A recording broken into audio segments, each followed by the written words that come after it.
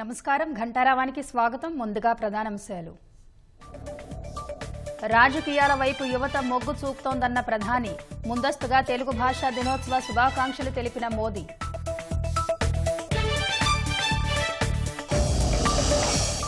ఉద్యోగుల బదిలీ మార్గదర్శకాల్లో మార్పులు చేసిన సర్కార్. మార్చి 31లోగా పదవీ విరమణ చేసేవారికి మినహాయింపు.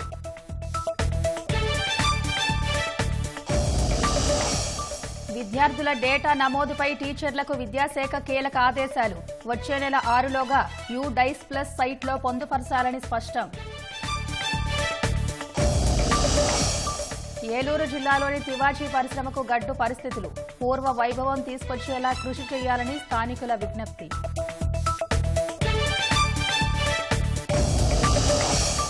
టెలిగ్రామ్ సీఈఓను కస్టడీలోకి తీసుకున్న ప్యారిస్ పోలీసులు. మోసం, సైబర్ నేరాల ప్రోత్సాహం వంటి ఆరోపణతో అరెస్ట్.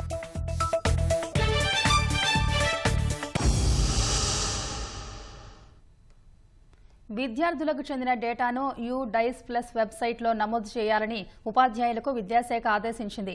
సెప్టెంబర్ 6వ తేదీ విద్యార్థుల డేటా నమోదుకు చివరి తేదీగా పేర్కొంది. ప్రతి విద్యార్థిని ట్రాక్ చేసేలా డేటా నమోదు ప్రక్రియ ఉండాలని సూచించింది. ఈ మేరకు పాఠశాలల ప్రధాన ఉపాధ్యాయులు, MEOలు, DEOలకు సూచనలు జారీ చేసింది. ఉద్యోగుల బదిలీ మార్గదర్శకాల్లో స్వల్ప మార్పులు చేస్తూ ప్రభుత్వం మరో ఉత్తర్వు జారీ చేసింది. ఉద్యోగుల బదిలీలపై నిషేధాన్ని తాత్కాలికంగా ఎత్తివేస్తూ జారీ చేసిన జీవోకు అనుబంధంగా మరో జీవో జారీ చేసింది. 2025 మార్చి 31లోగా ఉద్యోగ విరమణ చేయనున్న ఉద్యోగులను ఈ బదిలీల నుంచి మినహాయిస్తూ ఉత్తర్వులిచ్చింది. ఈ మేరకు ఆర్థిక శాఖ ముఖ్య కార్యదర్శి పీయూష్ కుమార్ ఉత్తర్వులు జారీ చేశారు.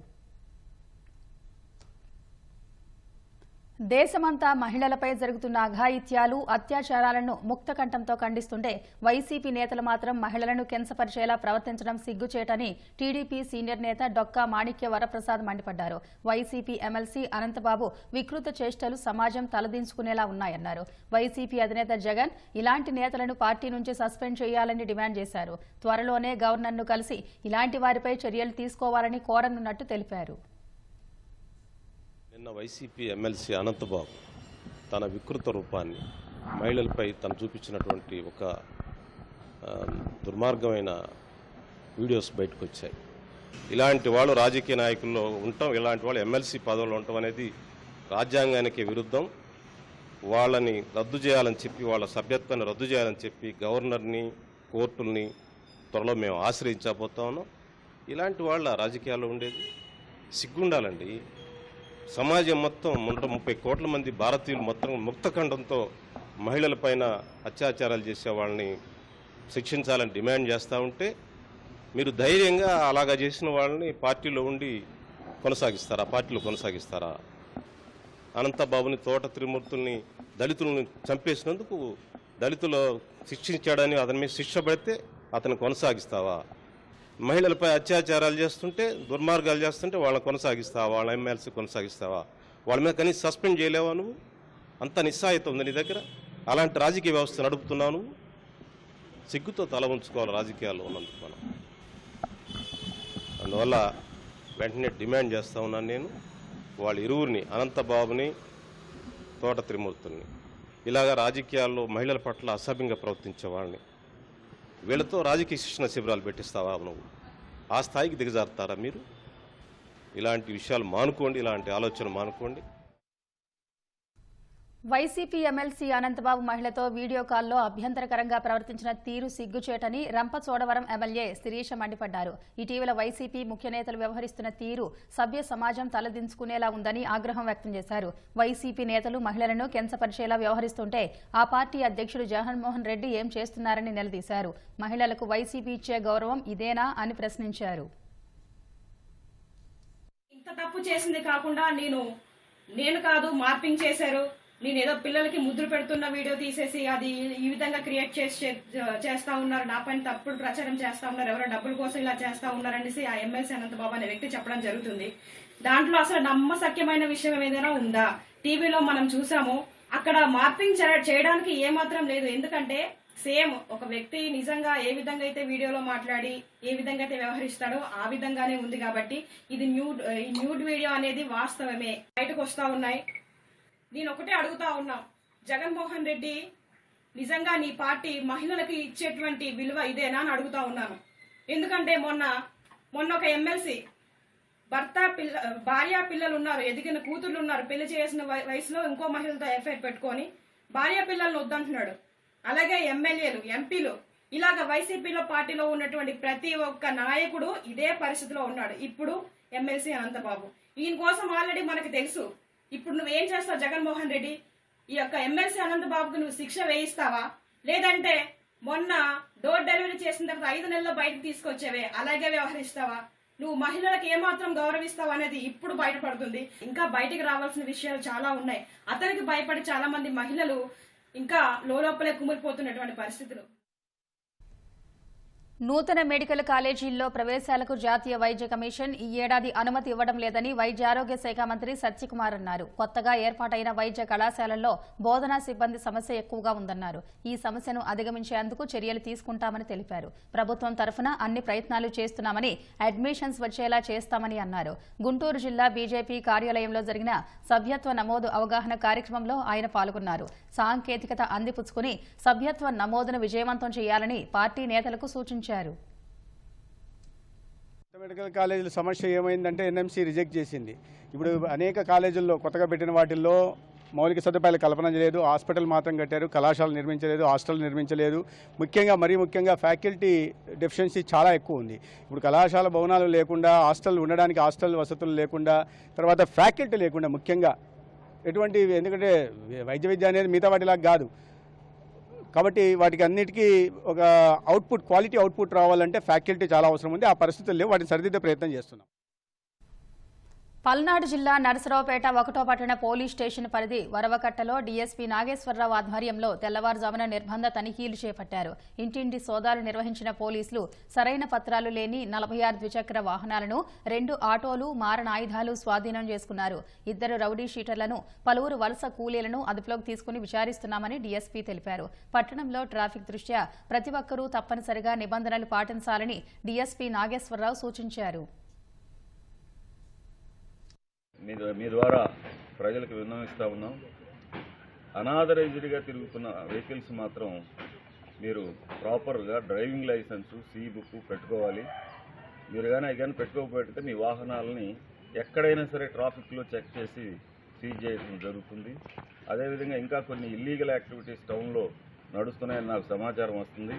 వాటిపైన కూడా భవిష్యత్తులో దాడులు చేయడం జరుగుద్ది. అదేవిధంగా ఇంతకుముందు గతంలో కూడా పాలల్లో కూడా కొన్ని అడల్టరేషన్ జరుగుతూ ఉంది. గతంలో కేసులు కట్టున్నాం, వాటిపైన కూడా మేము యాక్షన్ తీసుకుంటాం. అదేవిధంగా ఈ ఎరువు మందులు కానీ, పురుగు మందులు, తర్వాత వీటికి సంబంధించిన అడల్టరేషన్ కూడా జరుగుతుందని చాలా ఇన్ఫర్మేషన్ ఉంది. భవిష్యత్తులో వాటిపైన కూడా యాక్షన్ తీసుకుంటామని చెప్పేసి మీ ద్వారా ప్రజలకు తెలియజేస్తాం. పెరుగుతున్న జనాభా అవసరాలకు అనుగుణంగా కడప నగరంలో సిటీ బస్సులు ఏర్పాటు చేయాల్సిన అవసరం ఉందని స్థానికులు కోరుతున్నారు. మాజీ ముఖ్యమంత్రి జగన్ అప్పటి ఆర్టీసీ చైర్మన్ సొంత జిల్లా వాసులైనప్పటికీ ప్రజలకు సిటీ బస్సు సేవలు అందుబాటులోకి తీసుకురాలేకపోవడం దారుణమన్నారు. ప్రస్తుతం నగర పరిధి పెరిగిన నేపథ్యంలో రోజువారీ కూలీలు, ఉద్యోగులు, స్థానికులు మరొక ప్రాంతానికి వెళ్లేందుకు ఆటోలనే ఆశ్రయిస్తున్నారు. దీంతో శివారు ప్రాంత ప్రజలు తీవ్రంగా ఇబ్బందులు ఎదుర్కొంటున్నారని చెబుతున్నారు. ఇక రాత్రి వేళల్లో శివారు ప్రాంతాలకు వెళ్లేందుకు ఆటో వాలాలు భారీగా ఛార్జీలు వసూలు చేస్తున్నారని నగరవాసులు ఆవేదన వ్యక్తం చేస్తున్నారు. ప్రస్తుతం రవాణా శాఖ మంత్రి సొంత జిల్లా వాసి కావడంతో కడపలో సిటీ బస్సు సేవలపై దృష్టి సారించాలని కోరుతున్నారు. ప్రభుత్వాలు మారుతూ వస్తున్నాయని కడప నగరంలో మటుకు సిటీ బస్సులు ఇప్పటికీ ఏర్పాటు చేయడం లేదు. దానివల్ల విద్యార్థులు అయితేనేమి, ప్రభుత్వ ఉద్యోగులు అయితేనేమి, వర్కర్స్ అయితేనేమి పూర్తిస్థాయి ఇబ్బంది పడతా ఉన్నారు. ఇదే విధంగా చూసుకుంటే ఆటో వాళ్ళు చూస్తే పూర్తి స్థాయిలో దోపిడీ చేస్తూ ఉన్నారు. క్యాబులు అయితేనేమి, ఇక్కడ విమానాశ్రయం దగ్గర నుంచి కావచ్చు, శాటిలైట్ సిటీ కావచ్చు, ఏదైనా ఎక్కడైనా కానీ వందల కొద్ది రూపాయలు దోపిడీ చేసి ఆటో వాళ్ళు దోచుకుంటున్నారు ప్రజల నుండి. కడప చుట్టుపక్కల ఉన్న జిల్లాల కర్నూలు, తిరుపతి, అనంతపురం ఇలాంటి రకరకాల జిల్లాలలో సిటీ బస్సులు ఏర్పాటు చేశాయి. సిటీ బస్సులు కూడా తిరుగుతున్నాయి. కానీ కడప నగరంలో ఇంతవరకు సిటీ బస్సులు అనేది ఏర్పాటు చేయలేదు. గత ప్రభుత్వాలు ఎన్నో ప్రభుత్వాలు మారాయే కానీ సిటీ బస్సులు ఏర్పాటు చేస్తామని చెప్తూనే ఉన్నారు. కానీ ఇంతవరకు సిటీ బస్సులు అనేది ఏర్పాటు చేయలేదు. కనీసం ఈ ప్రభుత్వంలో సిటీ బస్సులు ఏర్పాటు చేస్తే చాలా సంతోషంగా భావిస్తున్నాం. సిటీ బస్సులు ఉండడం ద్వారా ఇవాళ విద్యార్థులు కావచ్చు, లేకపోతే వర్కర్లు కావచ్చు, లేకపోతే అధికారికంగా ప్రభుత్వ ఉద్యోగులు కావచ్చు, అందరూ తమ యొక్క గమ్యస్థానాలకు చేరుకోవడానికి కావాల్సిన యొక్క సమయపాలన ఖచ్చితంగా ఉంటుందని చెప్పి మేము భావిస్తా ఉన్నాం. ఆటోలు మరీ దారుణంగా 30 రూపాయలు అడగాల్సిన చోట 100 రూపాయలు ఇలా దోపిడీ బహిరంగంగానే జరుగుతుంది. కాబట్టి ఇలాంటి వైఖరిని ఎండగట్టాలా, దానికి కొద్దిలో గొప్ప ఈ సిటీ బస్సులు ఏర్పాటు చేయడం ద్వారానే న్యాయం జరుగుతుందని మేము భావిస్తా ఉన్నాం. ఇట 38 కిలోమీటర్లు పెరిగింది సార్ కడప. సిటీ లోపల అంటే 15 కిలోమీటర్లు పెరిగింది. దాని లోపల సిటీ బస్సులు పెడితే కొంచెం తక్కువ టికెట్. జ్యోతి కెమికల్కి దానికి అంత దూరం అవుతుంది. ఆటో వాళ్ళు కొంచెం ఎక్కువే తీసుకుంటున్నాడు, డిమాండ్ పట్టి రేటు. అదే సిటీ బస్సు అంటే మినిమం తక్కువ అనేదే పోతుంది, పబ్లిక్కి సేవ్ అవుతుంది కొంచెం. కోస్తాంధ్ర, రాయలసీమ జిల్లాల్లో చాలా చోట్ల మోస్తరు వర్షం కురిసే అవకాశం ఉన్నట్టు వాతావరణ శాఖ సూచనలు జారీ చేసింది. కోస్తాంధ్ర, రాయలసీమ జిల్లాల్లో 30 నుంచి 40 కిలోమీటర్లు, ఉత్తర, దక్షిణ కోస్తాంధ్ర తీరంలో 45 నుంచి 55 కిలోమీటర్ల వేగంతో గాలులు వీచే అవకాశం ఉందని వెల్లడించింది. సోమవారం మధ్యాహ్నం వరకు తీర ప్రాంతంలో అలల వేగం పెరుగుతుందని వాతావరణ శాఖ తెలిపింది. ఈ క్రమంలో జాలర్లు అప్రమత్తంగా ఉండాలని హెచ్చరికలు జారీ చేసింది. అంతర్వేది నుంచి పెరుమళ్లాపురం, కృష్ణా తీరంలో నాచుగుంట నుంచి పెద్దగొల్లపాలెం వరకు అతివేగంతో అలలు వస్తాయని హెచ్చరించింది. నెల్లూరు తీరంలో కోరమాండల్ నుంచి వట్టూరుపాలెం వరకు, పశ్చిమ గోదావరి తీర ప్రాంతం అంతటా అతివేగంతో అలలు వస్తాయని వాతావరణ శాఖ సూచనలు జారీ చేసింది. హార్బర్లు, మెరైన్ కార్యకలాపాల్లో అప్రమత్తంగా ఉండాలని హెచ్చరించింది. పశ్చిమాసియాలో మరోసారి పరిస్థితులు తీవ్ర రూపంగా మారాయి. ఇజ్రాయెల్, హెజ్బొల్లా ఉగ్ర సంస్థ దాడులు ప్రతి దాడులకు దిగాయి. ఈ తెల్లవారుజామున దక్షిణ లెబనాన్లోని హెజ్బొల్లా స్థావరాలపై వరుస క్షిపణులతో ఇజ్రాయెల్ మెరుపు దాడి చేసింది. 100 యుద్ధ విమానాలు, 40 రాకెట్లు, క్షిపణులతో హెజ్బొల్లా స్థావరాలే లక్ష్యంగా ఇజ్రాయెల్ సైన్యం విరుచుకుపడింది. ఈ విషయాన్ని ఇరు దేశాలు ధృవీకరించాయి. హెజ్బొల్లా తమపై భారీ దాడికి సిద్దమైందని, దీన్ని ముందే గుర్తించామని ఇజ్రాయెల్ సైన్యం తెలిపింది. దాదాపు 6000 రాకెట్లు, డ్రోన్లతో హెజ్బొల్లా దాడికి సిద్దమైనట్లు ఇజ్రాయెల్ ఆరోపించింది. ఆత్మరక్షణలో భాగంగానే ముందస్తు దాడులు చేసినట్టు పేర్కొంది. తమ సైన్యానికి చెందిన దాదాపు 100 ఫైటర్ జెట్ విమానాలు లెబనాన్లోకి చొచ్చుకెళ్లి 1000 రాకెట్ లాంచర్లను ధ్వంసం చేసినట్టు ఒక ప్రకటనలో వెల్లడించింది. దాదాపు 200 హెజ్బొల్లా స్థావరాలను ఇజ్రాయెల్ ధ్వంసం చేసినట్లు అంతర్జాతీయ మీడియా కథనాలు వెల్లడించాయి. మరోవైపు తమ దేశ దక్షిణ ప్రాంతంలో దాడులు జరిగినట్లు పేర్కొంటూ లెబనాన్లోని మీడియాలో కథనాలు వెలువడ్డాయి. త్వరలో రాకెట్లు, క్షిపణులతో ఇజ్రాయెల్లోని పౌర నివాసాలపై హెజ్బొల్లా దాడికి దిగే అవకాశం ఉందని ఇజ్రాయెల్ సైనిక అధికార ప్రతినిధి అడ్మిరల్ డేనియల్ హగారీ తెలిపారు. ఇజ్రాయెల్పై ఆ ఉగ్రవాద ముఠా విస్తృత స్థాయి దాడికి సిద్దమవుతుందని పేర్కొన్నారు. ఈ ప్రకటన వెలువడిన కాసేపటికే ఉత్తర ఇజ్రాయెల్లోని పౌరులను అప్రమత్తం చేస్తూ సైరన్లు మోగాయి.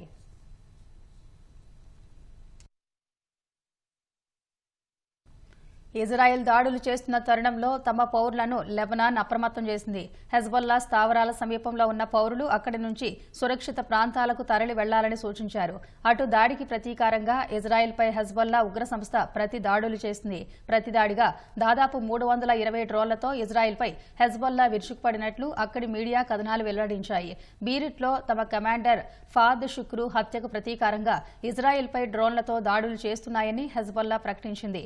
సైనిక స్థావరాలు సహా ఐరన్ డోమ్ వేదికలను లక్ష్యంగా చేసుకుని ఈ దాడులు చేస్తున్నట్టు వెల్లడించింది. తమ తొలి విడత దాడి పూర్తయిందని హెజ్బొల్లా ప్రకటన విడుదల చేయడం గమనార్హం. తాజా దాడుల నేపథ్యంలో ఇజ్రాయెల్లోని బెన్ గురియన్ ఇంటర్నేషనల్ విమానాశ్రయం పలు విమానాలను దారి మళ్లించింది. టేకాఫ్ కావాల్సిన మరికొన్నిటిని ఎక్కడికక్కడ నిలిపివేసింది. మరోవైపు తాజా సైనిక కార్యకలాపాలను ప్రధాని బెంజమిన్ నెతన్యాహు సహా రక్షణ మంత్రి యోవ్ గ్యాలెంట్ టెల్ అవీవ్లోని మిలిటరీ ప్రధాన కేంద్రం నుంచి పర్యవేక్షిస్తున్నట్లు అధికారులు వెల్లడించారు. దేశంలో 48 గంటల పాటు అత్యయిక పరిస్థితిని ప్రకటించినట్లు ఇజ్రాయెల్ రక్షణ మంత్రి యోవ్ గ్యాలెంట్ ప్రకటించారు. తమ పౌరుల రక్షణే తమకు తొలి ప్రాధాన్యమని తెలిపారు. ఈ దాడుల గురించి అమెరికా రక్షణ శాఖ కార్యదర్శి లాయిడ్ ఆస్టిన్తో ఫోన్లో మాట్లాడినట్టు గ్యాలెంట్ తెలిపారు. జర్మనీలోని సోలింజన్ నగరంలో కత్తితో విచక్షణారహితంగా దాడి చేసి 3 పాదచారులను హత్య చేసిన కేసులో ఉగ్ర సంస్థ ఐసిస్ హస్తం ఉన్నట్టు తెలిసింది. శనివారం అర్ధరాత్రి నిందితుడు రక్తపు మరకలున్న దుస్తులతో వచ్చి మీరు వెతుకుతున్న వ్యక్తిని తానే అంటూ పోలీసుల ఎదుట లొంగిపోయినట్లు అధికారులు పేర్కొన్నారు. దర్యాప్తు ప్రారంభించామని, తదుపరి చర్యలు కొనసాగుతున్నాయని వెల్లడించారు. నిందితుడు అమర్ వదేహ్ 2022లో సిరియా నుంచి జర్మనీ వచ్చి బీలేఫెల్డ్లో నివసిస్తున్నాడు. పాలస్తీనా పౌరులపై దాడులకు ప్రతీకారంగా ఈ చర్యకు పాల్పడినట్లు ఐసిస్ ప్రకటించింది. సోలింజన్ నగర 650వ వార్షికోత్సవం సందర్భంగా నిర్వహించిన ఫెస్టివల్ ఆఫ్ డైవర్సిటీ వేడుకల్లో దుండగుడు ఈ దాడులకు పాల్పడ్డాడు. ఘటనలో 3 మృతి చెందగా 8 మంది తీవ్రంగా గాయపడ్డారు. 5గురి పరిస్థితి విషమంగా ఉంది. ఆర్థిక అవకతవకల ఆరోపణలపై కోల్కతా ఆర్జీకర్ మెడికల్ కాలేజీ మాజీ ప్రిన్సిపల్ సందీప్ ఘోష్ ఆస్తులపై కేంద్ర దర్యాప్తు సంస్థ సీబీఐ దాడులు చేసింది. సందీప్ ఘోష్ నివాసంతో పాటు మొత్తం 15 చోట్ల ఏకకాలంలో సీబీఐ బృందాలు సోదాలు చేపట్టాయి. సందీప్ పదవీకాలంలో ఆర్జీ కాలేజీలో భారీగా ఆర్థిక అవకతవకలు జరిగినట్టు ఆరోపణలొచ్చాయి. ఆర్జీకర్ ఆసుపత్రిలో గతంలో పనిచేసిన డిప్యూటీ సూపరింటెండెంట్ అఖ్తర్ అలీ మాజీ ప్రిన్సిపల్ ఘోష్పై తీవ్ర అవినీతి ఆరోపణలు చేశారు. వీటిపై ఇప్పటికే మాజీ ప్రిన్సిపల్పై సీబీఐ కేసు నమోదు చేసింది. ఈ నేపథ్యంలో సందీప్ ఘోష్కు సంబంధించిన ఇళ్లు, పలు ప్రాంతాల్లో అధికారులు సోదాలు చేపట్టారు. టెలిగ్రామ్ వ్యవస్థాపకుడు సీఈఓ పావెల్ దురోవ్ అరెస్ట్ అయ్యారు. మోసం, మాదక ద్రవ్యాల అక్రమ రవాణా, సైబర్ నేరాలు, వ్యవస్థీకృత నేరాల్ని ప్రోత్సహించడం వంటి ఆరోపణలపై ఫ్రాన్స్ పోలీసులు దురోవ్ను అరెస్ట్ చేశారు. ప్యారిస్లోని లే బోర్గట్ విమానాశ్రయంలో దురోవ్ను పోలీసులు అదుపులోకి తీసుకున్నారు. అజర్బైజాన్ నుంచి లే బోర్గట్ విమానాశ్రయానికి చేరుకున్న ఆయన్ను పోలీసులు కస్టడీలోకి తీసుకున్నారు. మాదక ద్రవ్యాల అక్రమ రవాణా, సైబర్ నేరాలు, వ్యవస్థీకృత నేరాల్ని ప్రోత్సహించడం వంటి ఆరోపణలు ఆయనపై ఉన్నట్టు పోలీసులు తెలిపారు.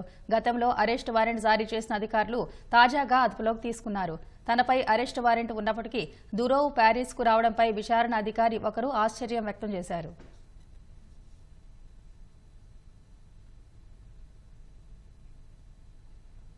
కృష్ణా జిల్లా గన్నవరం పారిశ్రామిక అభివృద్ధికి ముఖద్వారం కాబోతుంది. అంతర్జాతీయంగా గుర్తింపు పొందిన ప్రముఖ ఐటీ కంపెనీని గన్నవరం విమానాశ్రయం సమీపంలో ఏర్పాటు చేయించే దిశగా చర్చలు సాగుతున్నాయి. తద్వారా మేధా టవర్స్లోని ఐటీ సెజ్కు ఊపు తీసుకొచ్చే ప్రణాళికలు రూపుదిద్దుకుంటున్నాయి. గత 5 ఏళ్ల నిరాదరణతో నిరాశ చెందిన అశోక్ లైలాండ్ పరిశ్రమ కూటమి ప్రభుత్వం అధికారంలోకి రావడంతో తమ కార్యకలాపాలను పునః ప్రారంభించేందుకు సానుకూలత వ్యక్తం చేసింది.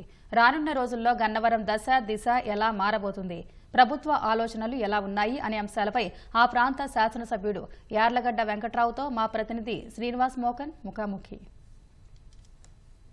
పారిశ్రామికంగా అలాగే ఉపాధి అవకాశాల మెరుగుపరంగా కృష్ణా జిల్లా గన్నవరం క్రియాశీలకంగా కాబోతోంది. రాష్ట్ర విభజన అనంతరం అయితే గత 5 ఏళ్ల కాలంలో ఈ పూర్తి నిర్లక్ష్యం వహించిన నేపథ్యంలో గన్నవరం నుంచి చాలా కంపెనీలు వెనక్కిపోయి అలాగే విమానాశ్రయ అభివృద్ధి కూడా కుంటుపడింది. ఈ నేపథ్యంలో తిరిగి గన్నవరం నియోజకవర్గానికి పొరవైపును తీసుకురావడమే కాకుండా ఐటీ రంగానికి గన్నవరం క్రియాశీలకంగా వ్యవహరించే విధంగా అలాగే కేంద్రంగా మారే విషయంలో కూడా ప్రస్తుతం మనతో పాటు గన్నవరం శాసనసభ్యులు యార్లగడ్డ వెంకట్రావు గారు ఉన్నారు. ఆయనకి మరి వివరాలు తీసుకుందాం. సార్ నమస్తే అండి. గన్నవరంకున్న వనరులు, గన్నవరాన్ని అభివృద్ధి చేసే అవకాశాన్ని పాలకులు పూర్తిగా విస్మరించిన పరిస్థితి. సొంత లాభం చూసుకున్నారు తప్ప ప్రజా ప్రయోజనాలు, ఊరుమ్మడ ప్రయోజనాలు చేయని పరిస్థితి నాకు గన్నవరంలో నెలకొన్న విషయం గన్నవరం ప్రజలందరికీ తెలిసిందే. నేను వచ్చిన తర్వాత నేను సూపర్ 6 పథకాలు అమలు చేస్తానని చంద్రబాబు గారు గవర్నమెంట్ చెప్పినట్టే ప్రభుత్వ అధికారులు వచ్చేసినట్టు నేను 6 పథకాలు ఇస్తాను సూపర్ 6 గన్నవరం ప్రకటించా. అట్లో బ్రహ్మలింగ చెరువును రిజర్వాయర్గా చేస్తా, పోలవరం కెనాల్ని 137.6 కిలోమీటర్ దగ్గర నుంచి ఏలూరు కెనాల్కి అనుసంధానం చేస్తా, అలాగే రామరపాడు, ఎన్కేపాడు దగ్గర 2 బ్రిడ్జిలు తప్పనిసరిగా నిర్మించి తీరుతా. ఈ 3 వ్యవసాయం, రైతుల పట్ల నాకున్న ఆసక్తి, అభిలాషతో చేస్తానని చెప్పా.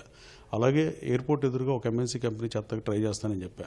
5వది ముఖ్యమైనది 15,000 మందికి యువతకు ఉపాధి అవకాశాలు కల్పించకపోతే నేను ఇక రాజకీయాల్లో ఓటు వచ్చి అడగను అని గన్నవరంలో ప్రతి గ్రామంలో చెప్పా. మల్లవల్లి పారిశ్రామిక కారిడార్ గురించి, మల్లవల్లి గురించి నేను ప్రతి గ్రామంలో ఎన్నికలకు ముందు 6 నెలల ముందు నుంచి చెప్పిన పరిస్థితి. 200 కంపెనీలన్నా తీసుకొస్తానని చెప్పా.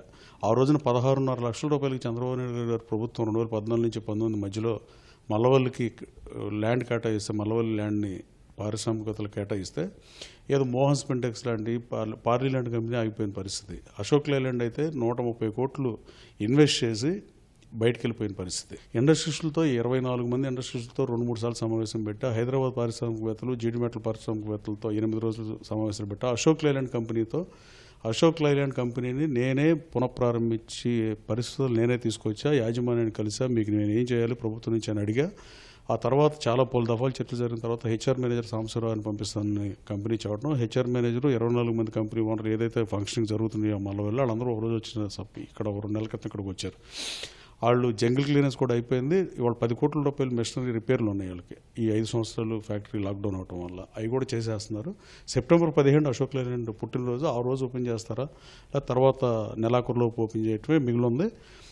యువతకు ఉపాధి అవకాశాలు ధ్యేయంగా పనిచేస్తున్నా కేవలం మల్లవల్లి ఒకప్పుడు పొగాకు ఫేమస్ అయిన మల్లవల్లి రాబోయే కాలంలో మల్లవల్లి ఇండస్ట్రియల్ ఏరియాగా డెవలప్ చెందేది ఖాయం. మొన్న ముఖ్యమంత్రి గారు సమీక్ష చేసి రేటు రివిజన్ చేద్దామని నన్ను కూడా పిలిపించేడితే 40 లక్షలు పెడదాం సార్ అని చెప్పారు. ఇప్పుడు 89 లక్షలు తగ్గిద్దామని. కానీ ఇవ్వాలన్న పరిస్థితి ఏంటంటే గతంలో 16.5 లక్షల రూపాయలకి ఎవరికైతే ఎలకేట్ అయినాయో ఆ పారిశ్రామికవేత్తలు అందరూ చంద్రబాబు నాయుడు గారిని మనం కలిసిన పరిస్థితి 4 రోజుల క్రితం. మేమందరం మళ్ళీ వచ్చేస్తామని రూల్స్ మారుస్తాం. 3 సంవత్సరాల లోపు ఏ పారిశ్రామికవేత్త అయినా ఎంప్లాయ్మెంట్ క్రియేట్ చేయడం కన్నా గొప్ప పని ఉంటుందని మనం భావించకూడదు. ఎంప్లాయర్గా ఉండటం చాలా కష్టం. ప్రజలకి ఎంప్లాయ్మెంట్ ఇచ్చే కంపెనీలనే ఆదరిస్తాం తప్ప రియల్ ఎస్టేట్ వ్యాపారం చేద్దామని వచ్చే వాళ్ళ పట్ల మాత్రం కఠినంగానే ఉంటాం. రాబోయే 3 సంవత్సరాల్లో అన్ని కంపెనీలు ఓపెన్ అయ్యే పరిస్థితి. మొత్తం 478 మందికి ఎవరికైతే ఎలకట్ చేశారో 475 కంపెనీలు మలవలు రావడం ఖాయం. నేను 15,000 మందికి ఉద్యోగ అవకాశాలు ఇప్పిస్తాను కానీ గన్నవరంలో 30,000, 50,000, 1,00,000 ఉద్యోగాలు వెళ్తే తిరిగిన పరిస్థితిలో ఉంది. అలాగే ఎయిర్పోర్ట్ ఎదురుకున్న మేధా టవర్ 1, మేధా టవర్ 2 ఇక్కడ ఒక ప్రతిష్టాత్మకమైన ఇన్స్టిట్యూట్ తీసుకొస్తాకి చాలాసార్లు చర్చలు జరిపా. ఆ ఇన్స్టిట్యూట్ కనుక వస్తే ఐటీ పార్క్ను కూడా అది ఫీడ్ చేస్తుంది. బాధాకరమైన విషయం ఏంటంటే వాళ్ళు 16.5 లక్షల రూపాయలకి ఒక ప్రభుత్వం, తెలుగుదేశం ప్రభుత్వం నడిస్తే ప్రభుత్వం మారిన వెంటనే దాన్ని 90 లక్షలకి 89 లక్షలకు పెంచడం బాధాకరం. చేతులారా అభివృద్ధిని వికేంద్రీకృతం చెప్పి అభివృద్ధిని నిరోధించారు గత ప్రభుత్వంలో. లేదా మల్లవల్లి ఇప్పటికే చాలా బాగుండాల్సిన పరిస్థితి. అలాగే వీరపనేనిగూడెం స్ట్రెచ్లో కూడా 179 ఎకరాలు ఉంది. దాంట్లో ఒక 50 ఎకరాలు ఉంది. 50 ఎకరాలకు కూడా 100 ఎకరాలు కావాలని పారిశ్రామికవేత్తలు కలిసిన పరిస్థితి. మల్లవల్లి పాతాలకే సరిపోతుంది. ఇప్పుడు మన దగ్గరకు వచ్చి మేము పరిశ్రమలు పెడతామని వచ్చిన 242 మంది అప్లికేషన్లు ఇచ్చారు. ఇంకో 1000 ఎకరాలు 1,500 ఎకరాలు ఎక్స్టెన్షన్ అసైన్ ల్యాండ్లు కానీ ఏపీఐసి ఎక్వైర్ చేయాల్సిన అవసరం ఉంది. చేస్తాం దాన్ని కూడా రాబోయే కాలంలో. కొత్తగా ఐటీ కంపెనీలు గతంలో క్యాప్జెమిని లాంటివి కూడా ఈ ప్రాంతానికి వచ్చి చూడడం జరిగింది. ఏవేవి రాబోతున్నాయి? ఆల్రెడీ హెచ్సిఎల్ ప్రభుత్వంతో మాట్లాడడం జరిగింది. మిగతా ఐటీ కంపెనీలు ఏవి రాబోతున్నాయి? హెచ్సిఎల్ కంపెనీ ప్రతినిధులతో పలు దఫాలు చర్చలు జరిపి 15,000 మంది, కేవలం 5,000 మంది పనిచేస్తున్నారు. ఇప్పుడు 15,000 మంది ఎంప్లాయ్మెంట్ త్వరలో రాబోతుంది. They are going to hire another 15,000 people near future within 6 months or so. అలాగే వేరే ఐటీ పరిశ్రమలు కూడా ఒక ఎంఎన్సీ కంపెనీ అయినా తెద్దాం అనుకుంటున్నా. పలు కంపెనీలతో నేను చర్చలు జరుపుతున్నా. అట్లీస్ట్ ఒక కంపెనీ చేర్చిన American based company, fortune 500 companies ఒకటి వచ్చినా అది గన్నవరం దిశ మారుతుంది. అలాగే ఐటీ పార్క్లో ఉద్యోగాలు కానీ, మల్లవల్లి పారిశ్రామిక కారిడార్ కానీ, అలాగే ఎయిర్పోర్ట్ ఎదురుగా ఉంది కాబట్టి ప్రతిష్టాత్మక ఇన్స్టిట్యూట్లు ఫ్యాకల్టీ రావాలన్నా వెళ్ళాలన్నా 10 నిమిషాల లోపు ఉంటే వచ్చే పరిస్థితి తప్ప ఎక్కడో దూరంగా న్యూజివీడ్లో IIIT లాంటివి పెడతాం వల్ల ఫ్యాకల్టీ కూడా వచ్చే పరిస్థితి లేదు. గంటన్నర జర్నీ చేసి ప్రొఫెసర్ హైదరాబాద్ నుంచో ఢిల్లీ నుంచో వచ్చే పరిస్థితి లేదు. గన్నవరం ఎయిర్పోర్ట్ ఎదురుగా ఇలాంటివి తీసుకొస్తే పరోక్షంగా వచ్చే ఉద్యోగాలు కానీ లక్షల సంఖ్యలో ఉద్యోగాలు వస్తే గన్నవరం గచ్చిబౌలి అవుతుందని నేను బలంగా నమ్ముతున్నాను. అయితే గన్నవరం విమానాశ్రయ అభివృద్ధి విషయంలో ఇంకా పూర్తి స్థాయిలో రన్వేస్ పూర్తి కావడం కానీ, అలాగే గతంలో భూములు ఇచ్చిన వాళ్ళ పరిహారం విషయంలో కానీ కొన్ని సమస్యలు పెండింగ్ ఉన్నాయి. సో ఇప్పటికి కూడా ఇంటర్నేషనల్ కనెక్టివిటీ ఫ్లైట్స్ లేవు. టెర్మినల్ బిల్డింగ్ను కూడా 5 సంవత్సరాల్లో కంప్లీట్ చేయకపోతే వాళ్ళ ప్రభుత్వం ఫిట్టా అన్ఫిట్టా పరిపాలనకి పాలకులకు అర్హులా కాదనేది ప్రజలు నిర్ణయించుకున్నారు. ఇవాళ కూడా 5,500 ఎకరాల్లో శంషాబాద్ ఎయిర్పోర్ట్ని కేవలం 3 సంవత్సరాలు పూర్తి చేసింది ఆ ప్రభుత్వం ఆనాడు. అంటే చంద్రబాబు నాయుడు గారి ఇదైనా అది, కానీ తర్వాత వచ్చిన ప్రభుత్వం కూడా కంటిన్యూ చేసింది. కానీ గన్నవరం ఎయిర్పోర్ట్ వైస్ చైర్మన్గా మన సమీక్షా సమావేశంలో నేను కూడా పాల్గొని కాంట్రాక్టర్తో మాట్లాడడం జరిగింది. నేను విజయవాడ ఎంపీ గారు ఎట్టి పరిస్థితి 9 నెలల్లో కంప్లీట్ చేయమని అడిగాం. డబ్బులు లేని సమస్యలు వేరు. ఎయిర్పోర్ట్ దగ్గర ఫండ్ ఉంది, అయినా కాలయాపన చేసే పరిస్థితి. రాబోయే ఇప్పుడు 30% ఎయిర్ ట్రాఫిక్ పెరిగింది గత 2 మాసాల్లో. తెలుగుదేశం ప్రభుత్వ అధికారులు ఎన్డీఏ కూటమి అధికారంలోకి వచ్చిన తర్వాత 30% ఎయిర్ ట్రాఫిక్ పెరిగింది. అది శుభసూచకం. అలాగే నెంబర్ ఆఫ్ ఫ్లైట్స్ కూడా పెరుగుతుంది. Thank you. ఖచ్చితంగా గన్నవరం ఒక గచ్చిబౌలి తరహాలో పారిశ్రామికంగా అభివృద్ధి చెందుతుందనే ఆశాభావాన్ని గన్నవరం ఎమ్మెల్యే యార్లగడ్డ వెంకట్రావు గారు వ్యక్తం చేస్తున్నారు. విజయవాడ నుంచి కెమెరామెన్ శేషుబాబుతో శ్రీనివాస్ మోహన్, ఈటీవీ. నల్గొండ జిల్లా వేములపల్లిలో ప్రైవేట్ బస్ బోల్తా పడింది. ప్రమాదంలో ప్రయాణికులు స్వల్ప గాయాలతో బయటపడ్డారు. జగిత్యాల నుంచి దర్శికి బయలుదేరిన ప్రైవేట్ బస్సు తెల్లవారుజామున వేములపల్లి వద్దకు రాగానే అదుపు తప్పి అడ్డంగా బోల్తా పడింది. సమాచారం అందుకున్న పోలీసులు ఘటనా స్థలానికి చేరుకుని రోడ్డుపై అడ్డంగా పడ్డ బస్సును క్రేన్ సాయంతో పక్కకు తొలగించారు. వేరే బస్సులో ప్రయాణికులను తమ గమ్యస్థానాలకు చేర్చారు.